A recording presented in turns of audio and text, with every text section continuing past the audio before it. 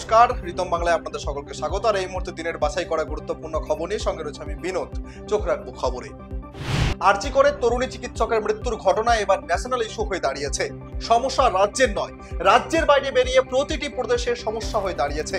তাই রাজ্য সরকারের ওপর চাপও বাড়ছে। ইতিমধ্যে হাসপাতালে অধ্যক্ষ পদত্যাগপত্র জমা দিয়েছেন। অন্যদিকে সমস্যা দ্রুত সমাধানের জন্য কলকাতা পুলিশকে তদন্তের সময় বেঁধে দিলেন মুখ্যমন্ত্রী মমতা। বলেন, পুলিশ যত দ্রুত সম্ভব তদন্ত শেষ করুক। আমি চাই যে বা যারা জড়িত তাদের যত দ্রুত সম্ভব গ্রেফতার করা হোক। ভিতরেও হয়তো অনেকে আছে। রবিবারের মধ্যে পুলিশ তদন্ত শেষ করতে না পারলে তদন্ত ভার সিবিআইকে দেওয়া হবে। সোমবার সকালে রাজ্যে এলো জাতীয় মহিলা কমিশনের দুই প্রতিনিধি। তরুণী চিকিৎসকের মৃত্যুর ঘটনা এখন রাজ্যের বাইরে দেশের প্রতিটি অলিগলিতে পৌঁছেছে। সরব হয়েছে একাধিক মহল। ঠিক সেই সময় রাজ্যে পা রাখলো জাতীয় মহিলা কমিশনের দুই প্রতিনিধি। লালবাজার হয়ে তাদের চিকিৎসকের বাড়িতে মা বাবার সঙ্গে দেখা করার কথা। এর আগে সোমবার মৃতের পরিবারের সঙ্গে দেখা করেন মমতা বন্দ্যোপাধ্যায়। সেখানে তিনি দোষী দ্রুত শাস্তির আশ্বাস দিয়েছেন।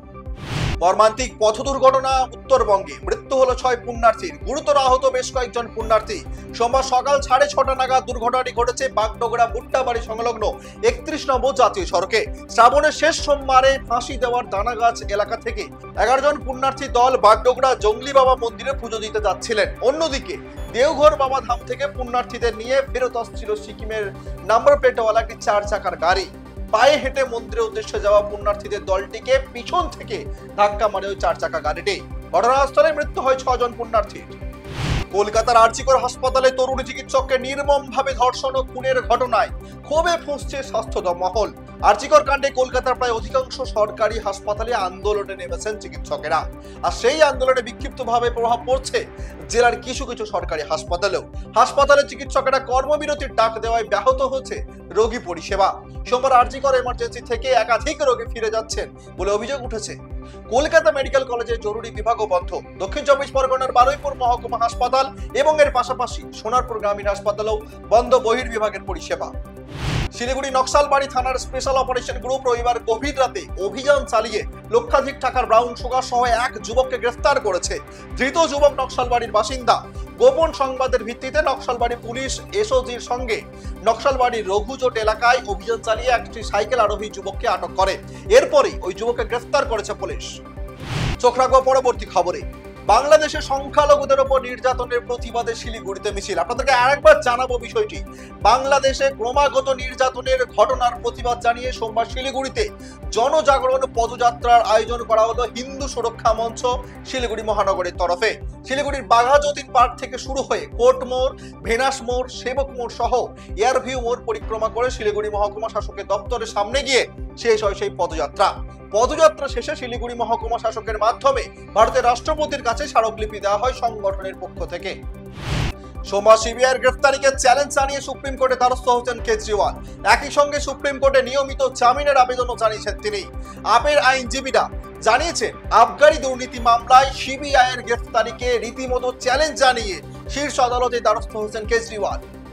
বিহারের জেহানাবাদ জেলার মকদমপুরে বাবা সিদ্ধনাথ মন্দিরে পদপিষ্ট হয়ে প্রাণ হারালেন 7 জন পুণ্যার্থী। আহত হন কমপক্ষে 9 জন। শ্রাবণ মাসের 4র্থ সোমবারে জল ঢালতে রবিবার গভীর রাত থেকেই ওই মন্দিরে ভক্তদের ভিড় শুরু হয়েছিল। ভিড় মাত্রা অতিরিক্ত বাড়লে হুড়োহুড়ি শুরু হয়। ধাক্কায় মাটিতে পড়ে যান কয়েকজন। তখনই পদপিষ্ট হয়ে মৃত্যু হয় 7 জনের এবং 9 জন আহত হয়েছেন। বিধ্বংসী অগ্নিকাণ্ডে পুরো ছাই বসতবাড়ির 3টি ঘর। আগুনের সূত্রপাত রান্নাঘরের গ্যাস সিলিন্ডার। রবিবার রাতে অগ্নিকাণ্ডের ঘটনাটি ঘটেছে দক্ষিণ ত্রিপুরা জেলার বিলোনিয়া মহকুমাধীন উত্তর কালাবাড়ি এলাকায়। যেটা জানা যাচ্ছে, অগ্নিকাণ্ডের খবর পেয়ে একটি ইঞ্জিন নিয়ে ছুটে আসে বিলোনিয়া অগ্নি নির্বাপক বাহিনী। এ সময় আরেকটি গ্যাস সিলিন্ডার বিস্ফোরিত হয়। আগুনের লেলিহান শিখা ছড়িয়ে পড়ে বসতঘর সহ গোটা রান্নাঘরে। চোখের সামনে নিমেষে ঘর সহ পুড়ে যায় রীতিমতো আসবাবপত্র এবং যাবতীয় জিনিসপত্র। সকাল থেকে আকাশে মেঘের খেলা। আংশিক মেঘের মধ্যে রোদের তেজও বেশ ভালোই। শুধু কলকাতা নয়, দক্ষিণবঙ্গের প্রায় সব জেলারই আবহাওয়া কম বেশি একই রকম।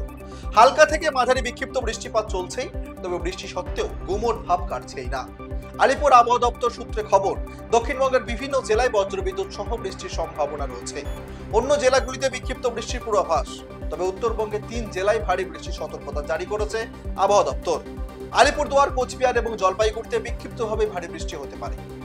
আবারও অগ্নিকাণ্ড রাজধানী দিল্লিতে। সোমবার সকালে আগুন লাগলো দিল্লির বাদলি শিল্পাঞ্চল এলাকায় অবস্থিত একটি ফ্যাক্টরিতে। দমকলের পক্ষ থেকে জানানো হচ্ছে সোমবার সকালে দিল্লির বাদলি শিল্পাঞ্চল এলাকায় অবস্থিত একটি ফ্যাক্টরিতে আগুন লাগে। আগুন লাগার কিছুক্ষণের মধ্যে চারিদিকে কালো ধোঁয়ায় ঢেকে যায়। অগ্নিকাণ্ডের খবর পাওয়া মাত্র আগুন নেভাতে পৌঁছায় দমকলের 8টি ইঞ্জিন, পৌঁছায় পুলিশও। দমকল কর্মীদের দীর্ঘ সময় চেষ্টার পর আগুন আয়ত্তে এসেছে। হতাহতের কোনো খবর নেই। স্টাডি ডি ফ্রান্সে জমজমাট অনুষ্ঠানের মধ্য দিয়ে শেষ হলো অলিম্পিকের সমাপ্তি অনুষ্ঠান। প্রত্যেক দেশের অ্যাথলিটরা দেশের জাতীয় পতাকা নিয়ে প্রবেশ করেন স্টাডি ডি ফ্রান্সে। ভারতের হয়ে প্রতিনিধিত্ব করেন মানু ভাকের এবং পিয়া শ্রীজেশ। স্টাডি ডি ফ্রান্সের ঠিক মাঝে তৈরি হয়েছিল পোডিয়াম। সমাপ্তি অনুষ্ঠানে মঞ্চ কাঁপান হলিউড অভিনেতা টম ক্রুজ।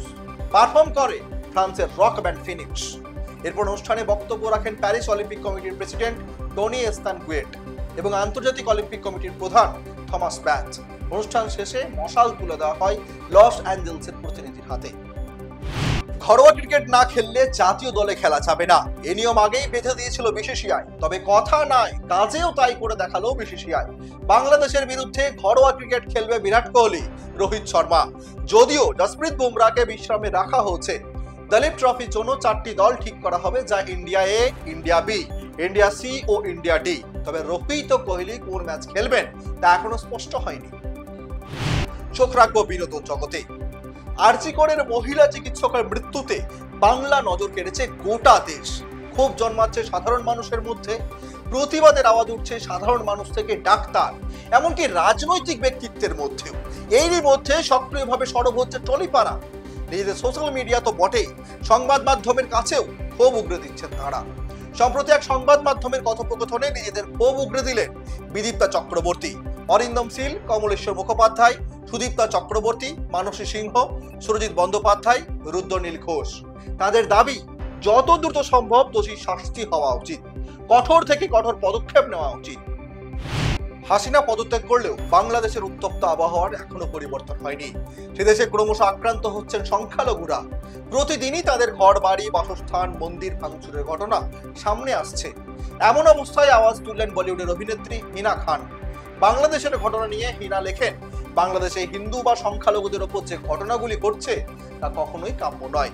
কোনো জাতির ওপর অত্যাচার আসলে মানবতার ওপর অত্যাচার। আমি আশা করি এই অবস্থার দ্রুত উন্নতি ঘটবে।